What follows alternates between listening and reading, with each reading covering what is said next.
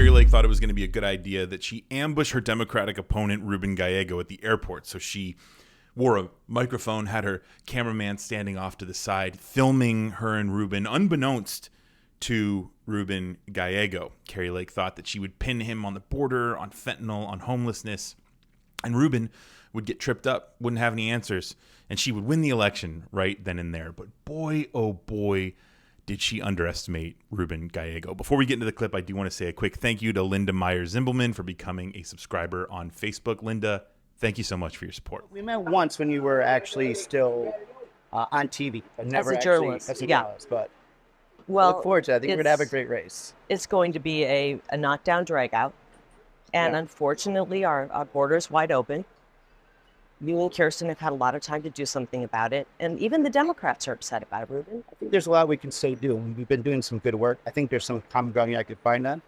Look, we need to figure out how to get people here legally, so don't go through the illegal manner. We got plenty of people here. Problem is we have plenty of people here right now. We have millions of people here. Look, fentanyl, you want to go talk to your, some of the mayors? Fentanyl has killed more 100%. Young people. And they come through our ports and you've had an opportunity to vote. This is Ruben Gallego. He's had our border is wide open. He's trying to run for Senate. Our border is wide open. Fentanyl is killing our young people. And it goes through the ports of entries. 90% no, it's coming all over. But that's not. And we should really fund more border patrol. Under President Trump, we had a secure border. And I'm telling you.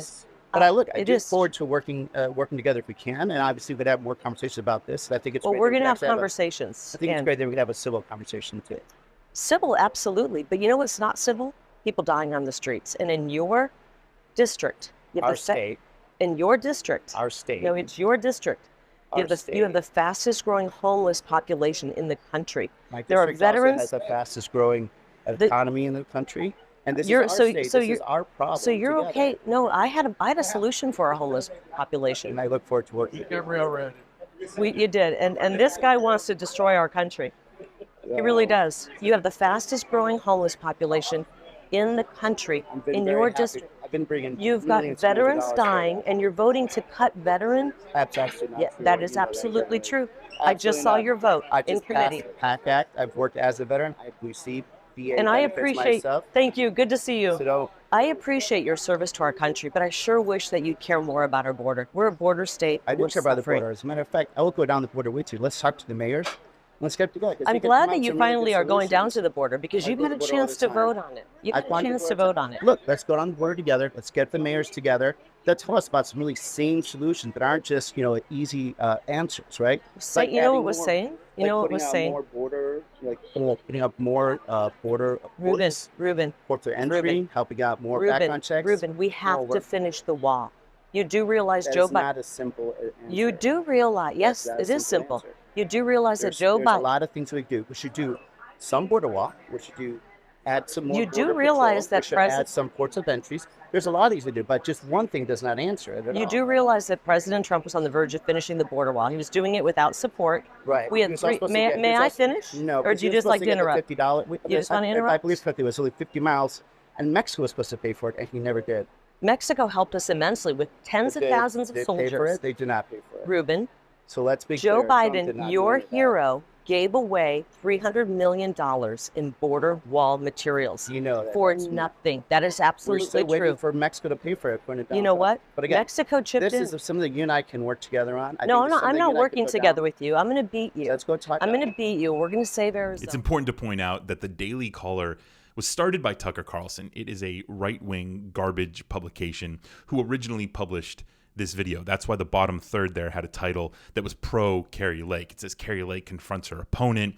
Well, why do you think you can just interrupt me? Something along those lines, which is really interesting because Kari Lake interrupted Gallego in those few minutes almost a dozen times. And she did it with lies. And she did it obnoxiously, pointing her finger into Gallego's chest. I mean, Kari Lake looks like the person you never want to spend a vacation with. I have no idea why she thought that this was going to be a good idea. And clearly, she lost those 3 minutes, which is why the Daily Caller had to put the title as, "Do you think you can just interrupt me?" Because she didn't pin him on the border, on fentanyl, or on homelessness. Gallego looked like a champion, looked like a completely reasonable person here who I would want to lead, not Kari Lake. She looked like a clown. One of the lies that she had, probably the biggest and worst one, was about Gallego wanting to cut veteran benefits, when Gallego had to point out that he himself is a veteran. He receives those benefits and has always supported veterans getting benefits. And so Kari Lake has to say, oh, well, thank you for your service, before switching to homelessness or fentanyl, that, Gallego wants to destroy the country, which, I mean, how ridiculous do you sound, Kari Lake, when you're saying thank you for your service and in the same breath saying this guy wants to destroy our country? Kari Lake, the clown show continues. She also lied about Democrats coming up to her and saying that they can't stand the way Democrats are treating the border. This is the same thing Donald Trump does with the investigations. He says, yeah, I just have these Democrats, and they come up to me and they say, our party is treating you so poorly, and we're going to vote for you in 2024. Right, guys. Well, I'll believe that when I see a Democrat actually come up to you and say those things. But when pigs fly, right, Kari? Right, Donald? Kari said that she also has a plan for homelessness. Sounds like Donald Trump again here and his whole healthcare plan. Kari Lake is essentially a mini-me, a miniature version of Donald Trump. She says, we have plenty of people here. We just need to build Donald Trump's wall. To which Gallego is like, you can't be that ridiculous. Like, that is so simple and so stupid and fundamentally just misunderstanding our country and the history that it was built on the backs of immigrants and that it continues to thrive because of our open arms to immigrants. Always has been, always will be. So these fascists like Kari Lake, who just want to, lock down the borders, right?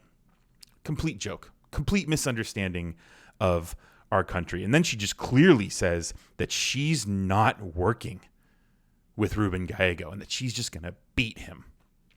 Which, I mean, if you're an Arizona voter and you're watching this, you have a completely insane person talking about wanting to be the leader for just the people who vote for her.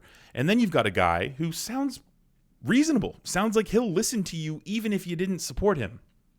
I mean, the decision is pretty clear here.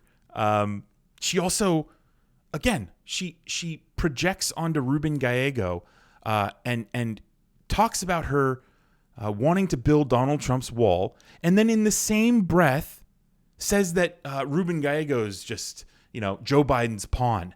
Joe Biden's your hero, which is amazing that when you don't have any real solutions and when you try to ambush somebody and it blows up in your face, you try to project your weaknesses onto them.